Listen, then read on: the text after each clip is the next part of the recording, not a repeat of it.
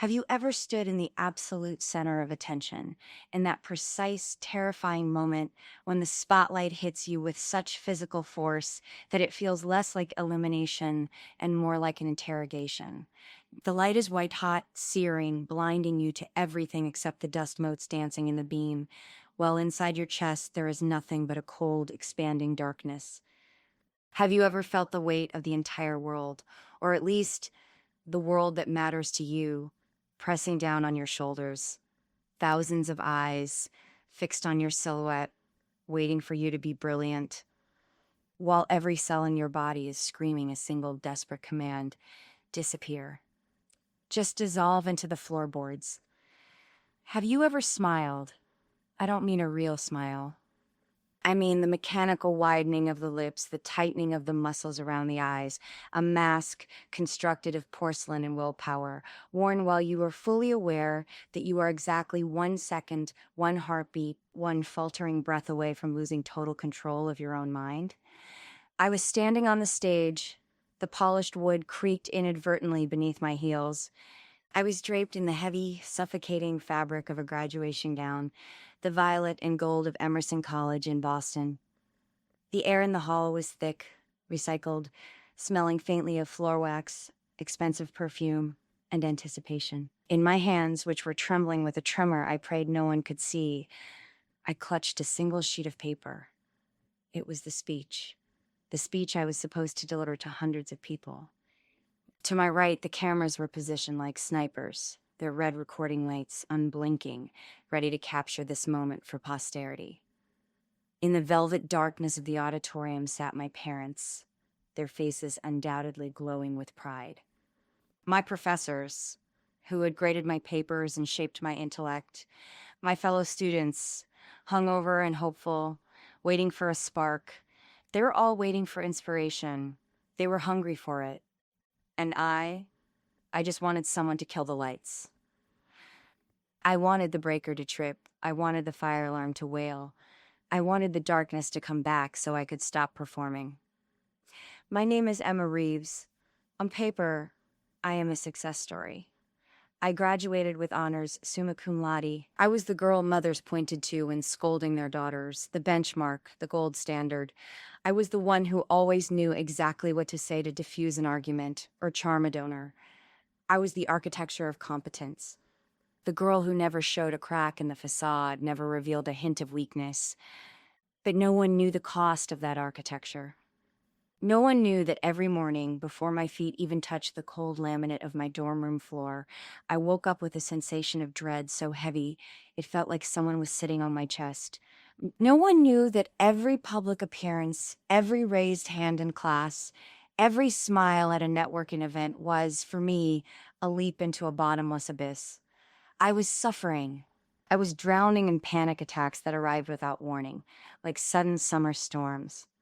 I was consumed by the corrosive fear of being exposed, of being unmasked. I lived with the constant gnawing certainty that I was a fraud. An intricate, well-decorated lie. Do you know what it is like to be universally loved, admired, and applauded, yet to harbor a deep, venomous hatred for yourself? Do you know what it is like to walk through your life terrified that one slip of the tongue, one missed deadline, one moment of honesty will shatter the glass castle you have spent years building? Do you know what it feels like to live in the suspended animation of waiting for the inevitable? Waiting for a stranger or a friend or a lover to look you in the eye and finally say the words you've been whispering to yourself in the dark: "You are not real. I knew. I lived in that house of mirrors. I hid in it." And on the day I was supposed to deliver my masterpiece, the speech destined to be quoted in the alumni almanacs, the speech that would be recorded, uploaded, shared, and emailed to proud grandmothers across the country, I broke. The fracture wasn't loud. It didn't sound like a bone snapping. It sounded like silence. I walked to the microphone. I looked out at the sea of expectant faces, blurred by the glare, and I did not say what was written on the paper. I didn't read the platitudes about bright futures and changing the world. I said the truth. I told them how heavy the crown of perfection actually is. I spoke about the terror of feeling like an imposter in your own life. I described the visceral pain of waking up to anxiety, the exhaustion of putting on the costume of the successful young woman day after day. The hall froze. The air left the room, and then applause. But listen closely. This is not a story about victory. If you are looking for a fairy tale where the hero slays the dread and lives happily ever after, this isn't it. This is a story about the pain I buried alive. It is about the fear that grew in the dark, fed by my silence. It is about how I walked, step by agonizing step, to the point where I simply had no strength left to keep my mouth shut. If you have ever felt that you are merely acting a role that doesn't fit, if you have ever lived in fear of the moment the curtain falls, if you have ever pretended that the sky was blue when there was a hurricane raging inside your rib cage, then this story is for you. I am going to tell you how it started, how I constructed the girl everyone thought was strong, and how I finally understood that strength isn't found in the absence of flaws. Strength is not about being perfect. Strength is about being real. My name is Emma Reeves. I am 22 years old, though some days my soul feels ancient, weathered by invisible storms. I was born in Portland, Oregon, a city of gray skies and bridges, in a household where silence was not just a lack of noise, it was a code of conduct. My mother is accountant. She sees the world in ledgers, in columns of assets and liabilities, where everything must balance at the end of the day. My father is an engineer. For him, structure is God, and if something breaks, it is because of a design flaw. We lived in a house with a manicured lawn that looked like it had been cut with nail scissors. Inside, our lives ran on a timetable that rivaled the Swiss rail system. Dinner was at 6 o'clock sharp. The television was allowed at 8. Conversations were efficient, transactional, and brief. We discussed grades, weather, and schedules. We did not discuss feelings. Emotions were considered messy, inefficient variables that cluttered the equation of a good life. They were things best kept to oneself, like a bad cold. From the time I was small, I internalized a simple truth. To be seen, you must be useful. Love was not a given. It was something earned through performance. So, I performed. I studied until my eyes burned. I won the math Olympiads. I became the captain of the high school debate team, arguing positions I didn't believe in just to win the trophy. I liked being needed. I craved the validation of a teacher's nod or a parent's rare, approving glance. But more than the praise, I became addicted to the feeling of control. If I was perfect, I was safe. If I was perfect, no one could hurt me. When I was accepted into Emerson College in Boston, I viewed it as an escape hatch. I packed my bags with the desperate hope of reinvention. Boston seemed so alive compared to the quiet order of Portland. It was loud, gritty, historic, and real. The campus looked exactly like the brochures promised. Ivy crawling up red brick facades, students debating philosophy on the Boston Common, professors in tweed jackets quoting Sartre and Freud while sipping espresso. I fell in love with the idea of the place. I fell in love with the version of myself I thought I could be there. Freshman year, I hit the ground running. I didn't just join clubs, I ran them. Student council, volunteer literacy projects, the editorial board of the University Gazette. I was everywhere. I needed to be everywhere. Because if I stopped moving, I was afraid of what I might feel. But the cracks in the foundation began to appear almost immediately. I remember a specific afternoon in a Communications 101 class. We were asked to do a simple introduction, stand up, say your name, and tell the class an interesting fact. It was the easiest task imaginable. But when I stood up, something short-circuited. My heart began to hammer against my ribs with such violence I thought it was visible through my shirt. My throat closed up, dry as sandpaper. My hand shook so badly I had to grip the edge of the desk until my knuckles turned white. I smiled, that reflex smile, but inside, I was screaming. I managed to choke out my name, but the interesting fact died in my throat. After class, I locked myself in a bathroom stall on the third floor of the Walker building. I sat on the closed toilet lid and wept, baffled and terrified. I couldn't understand what had happened. I was Emma Reeves. I didn't get nervous. My sophomore year, the anxiety had moved into my bedroom. I began waking up at 3 a.m., gasping for air, seized by the irrational, terrifying certainty that I had forgotten something crucial. I would scramble out of bed, checking my planner, my syllabus, my sent emails. Everything was always in order. But the feeling, the gnawing, radioactive dread, would not dissipate. I started to retreat. I avoided the loud parties in the dorms. I stopped going to the dining hall during peak hours. I told my friends I was swamped with deadlines, that I was in the zone. In reality, I just couldn't bear the sensation of being looked at. I felt like a pane of glass that was about to shatter. I became a master forger of my own personality. The smile switched on, the confident posture locked in place, the witty banter queued up. But beneath the skin, there was a constant, high-pitched frequency of fear. The fear of exposure. Impostor syndrome became my roommate, my shadow, my constant companion. I would look at an A on a paper and think, the professor was tired when he graded this. He missed my mistakes. I would win an award and think, they just didn't have any other good candidates this year. It's a fluke. I tried to fix myself. I approached my anxiety like an engineering problem. I went to yoga at dawn. I read self-help books with titles like The Power of Now and Unfuck Your Brain. I kept a gratitude journal, but it was all performative. It was like putting a Hello Kitty Band-Aid on a severed artery. By junior year, the control I cherished so much began to slip through my fingers like water. I remember a night in November, I was preparing for a regional conference. I woke up, not from sleep, but into a nightmare. I couldn't breathe. The air in the room felt thin, insufficient. I slid off my bed and curled up on the rug, hugging my knees to my chest, rocking back and forth. My brain was looping a single thought. If I don't handle this, everything collapses. If I stop, I die. I told no one, not my roommate, sleeping 5 feet away, not my mother on our weekly scheduled call. Because perfect girls don't have breakdowns. Because the student body president cannot admit she is terrified of her own shadow. And then came graduation. The faculty selected me to give the valedictory address. It was a singular honor. It was expected.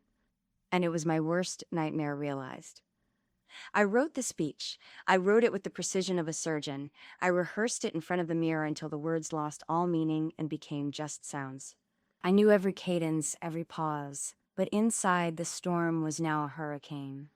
I stood before the full-length mirror in my room, wearing the black gown, holding the diploma cover, and I looked into my own eyes. The reflection stared back, hollow and accusing. I thought, you don't deserve this. You are a liar. You are a thief of other people's admiration. I knew with a chilling clarity that the evening would be one of two things. It would be my greatest performance, my ultimate deception, or it would be my absolute destruction. I remember the day the levees finally broke. It wasn't a dramatic, stormy night. It was the third week of April, and Boston was aggressively beautiful. The magnolias on Commonwealth Avenue were exploding in pink and white. The Emerson campus was drenched in that crisp, hopeful spring sunlight. Students were draped over the steps of the library, drinking iced coffees, laughing, planning road trips, discussing their post-grad lives with eager anticipation. And I was sitting in a dark corner of the Iwasaki Library, clutching my head between my hands, trying to remember how to inhale. This wasn't just exam stress. This was a physiological mutiny. I had woken up that morning with a wrongness in my blood. My heart was beating a frantic, syncopated rhythm, as if I had just sprinted a marathon, but I was lying perfectly still under my duvet. I checked my calendar. Nothing urgent. I checked the speech draft. Finished. I had even forced myself to eat toast, but the alarm bells in my brain wouldn't stop ringing. I had gone to the library to tweak the final paragraph of the speech. I wanted to change a word, maybe swap strive for endeavor. But as I looked at the screen of my laptop, the letters began to swim. My peripheral vision grayed out. My hands, resting on the keyboard, were trembling so violently the keys rattled. From the table next to mine, a burst of laughter erupted, a group of sophomores watching a video. To my distorted senses, that laughter sounded jagged, cruel. It sounded like they were laughing at me, like they knew. I stood up too fast. The chair scraped loudly against the floor. I grabbed my bag and power walked to the bathroom, the hallway tilting like the deck of a ship. I locked myself in the furthest stall and sank to the tiled floor. The cold seeped through my jeans. I couldn't get enough air. My chest felt like it was encased in iron bands.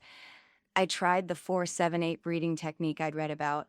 Inhale for 4, hold for 7, but I couldn't hold it.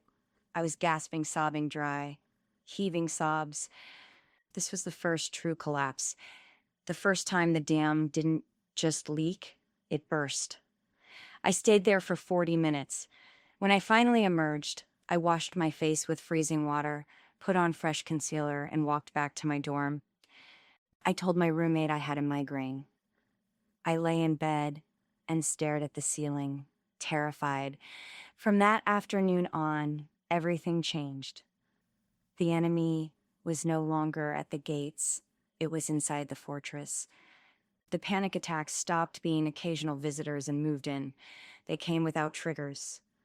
I would be walking down Boylston Street to get a sandwich, and suddenly, boom, heart racing, palms sweating, the overwhelming urge to run. I would be in the shower, and suddenly the walls would feel like they were closing in. I began to excise people from my life like a surgeon removing tissue. I stopped going to the student council meetings I was supposed to lead. I ghosted my friends. I used the excuse of speech prep as a shield. I can't tonight. I have to perfect the speech. Sorry, busy with graduation logistics. It was all a lie. I was hiding. I was terrified that if I stood too close to anyone, they would feel the vibration of my terror. I tried to fight it alone. I doubled down on meditation. I downloaded mindfulness apps. I journaled until my hand cramped, but it was futile. It was like trying to hold back a tidal wave with a paper umbrella. The fear of graduation morphed into a phobia. It wasn't that I wasn't prepared. I knew the words. The fear was that the panic would find me up there. I played the scenario in my head on a loop. I walk to the podium. I open my mouth. No sound comes out. I hyperventilate. I collapse. The ambulance comes. Everyone sees. The mask falls. And then, in the quiet of my room, a new thought crystallized. Maybe I should not give the speech. Maybe I should not be on that stage. Maybe I should not be here at all. That was the turning point. The realization that my anxiety wasn't just background noise anymore. It had become the operating system. It was consuming me. Graduation was no longer a ceremony. It was a trial by fire. It was the moment that would decide if I could survive being Emma Reeves or if Emma Reeves would cease to exist. The evening of graduation arrived with a cruel, cinematic perfection. Emerson College was glowing. It was as if the city of Boston had conspired to curate the perfect backdrop for our departure. The historic Majestic Theater was illuminated, the marquee shining in gold. The brick buildings were adorned with banners. Inside the reception hall was a swirl of expensive cologne, champagne flutes clinking, and the murmur of hundreds of proud conversations. I was backstage in the green room. It smelled of dust, hairspray, and old velvet. I was wearing the heavy gown, the mortarboard cap digging into my forehead. In my hand, The speech was folded into a tight square. I had rehearsed this moment 1,000 times in my mind, but my mind had betrayed me. Through the gap in the heavy stage curtains, I could see the slivers of blinding white light from the spotlights. They cut through the darkness like blades. I could feel the heat radiating from them. My heart was a bird trapped in a rib cage, beating so fast it hurt physically. My palms were slick with sweat. I was terrified I would smudge the ink on the paper. I looked at the text. The words seemed alien. We are the future. Limitless potential. Lies. A voice in my head whispered. You don't belong here. You were just lucky. You tricked them all. Tonight, they find out. Hey, you ready? I jumped. It was Sarah, my best friend, the vice president of the council. She looked radiant, adjusting her sash. She was smiling, expecting me to smile back. I forced the corners of my mouth up. It felt like lifting weights. Yeah, I said. My voice sounded thin, tinny. Of course. Born ready. The lie tasted like copper in my mouth. The house lights dimmed. The orchestra swelled.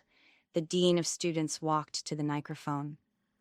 And now, his voice boomed, echoing off the vaulted ceiling. Please welcome our valedictorian, Emma Reeves. The applause was a physical wave. It hit me in the chest. Move, I told my legs. Move. I stepped out from the wings. The light was instantaneous and blinding. I couldn't see the audience, only a vast, dark ocean of shapes and the glint of glasses. I walked to the center stage. The wooden podium felt huge, like a fortress. I placed the paper down.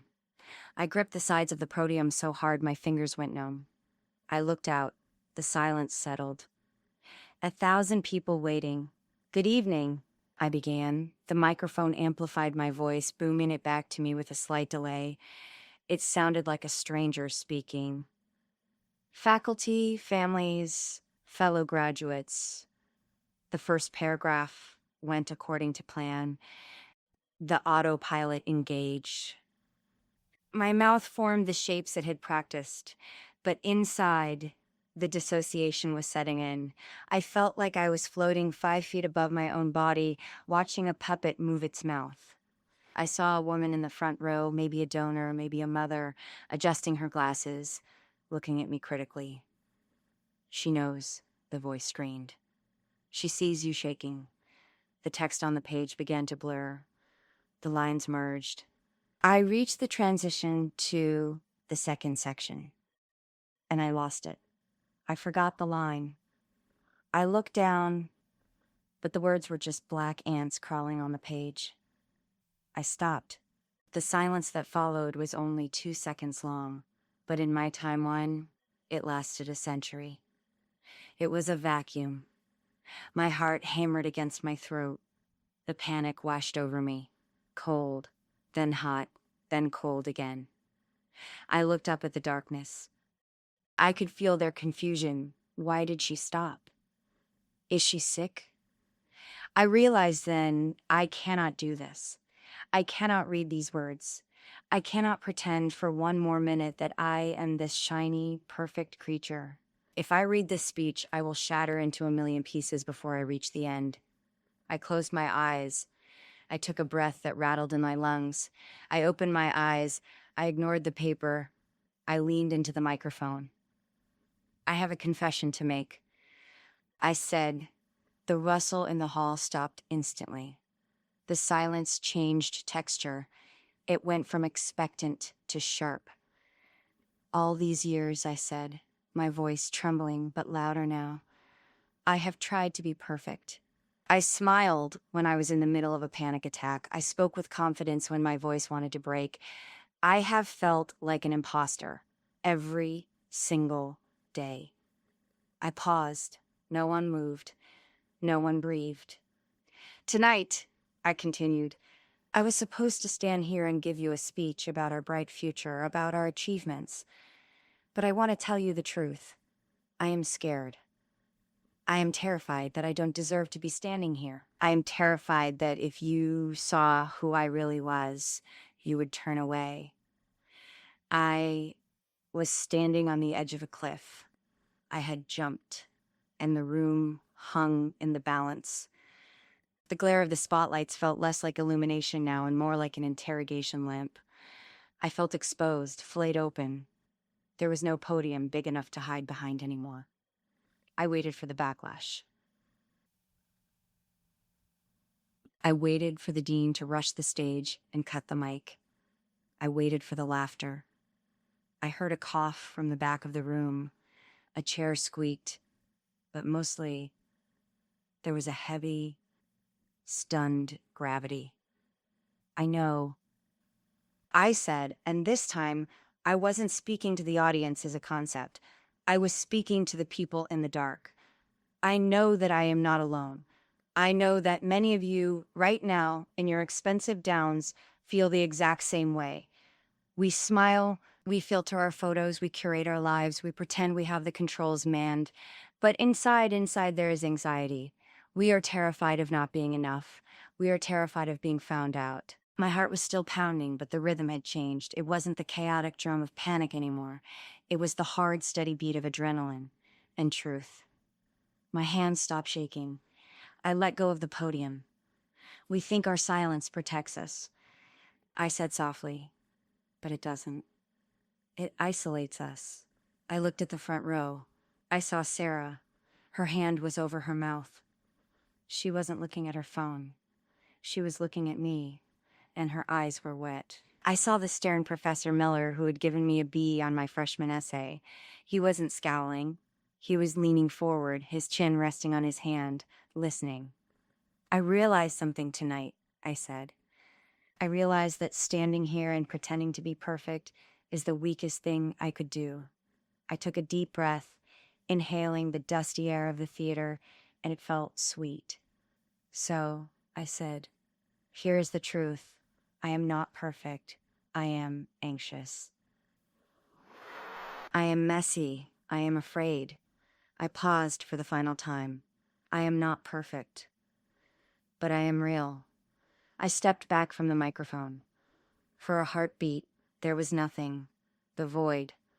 And then it started. One person clapped. A slow, solitary sound. Then another. Then a ripple. And then the dam broke. The sound roared up from the darkness, a thunderclap of applause. It wasn't polite. It was raucous. It was emotional. I saw students standing up, not just my friends, strangers, the football players, the quiet theater kids, the cynical journalists. They were on their feet.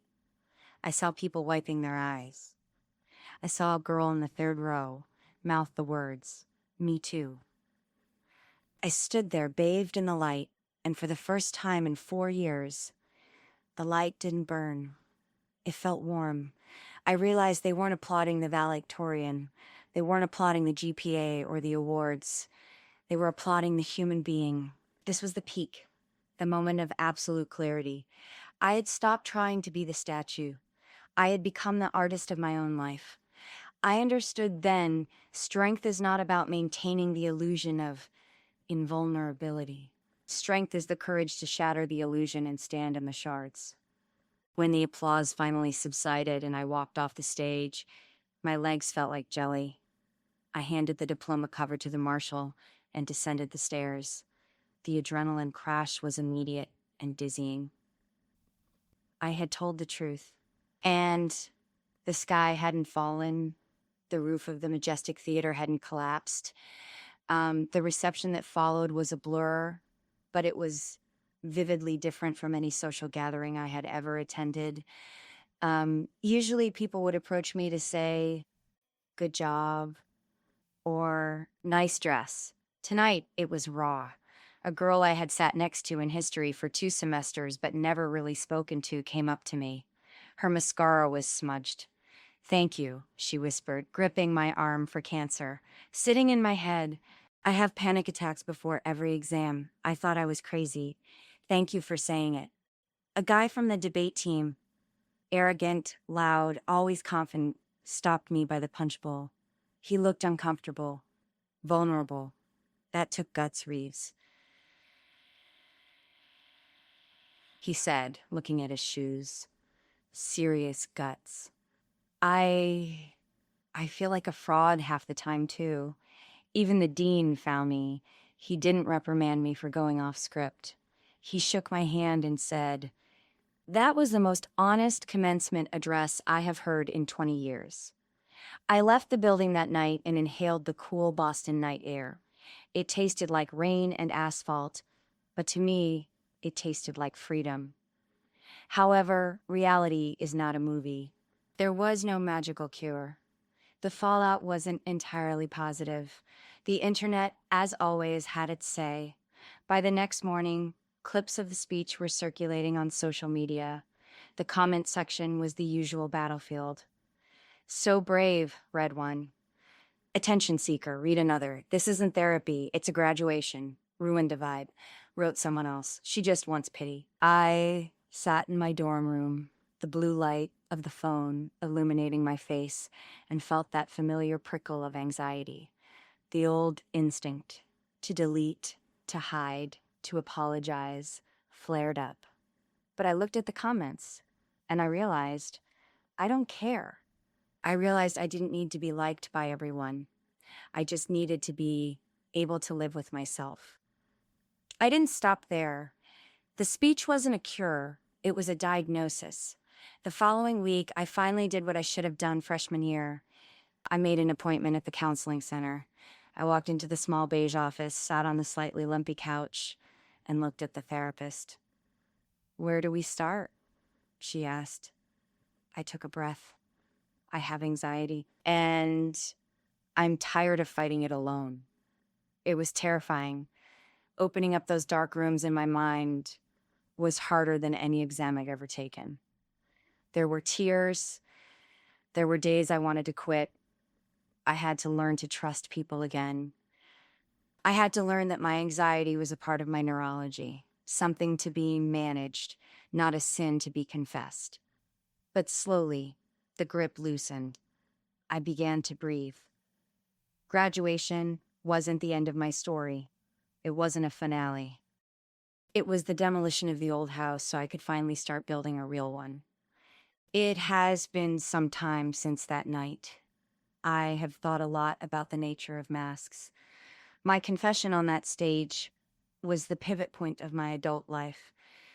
I finally gave myself permission to be a noun, not an adjective. Not perfect Emma, just Emma. I am in therapy. It is work.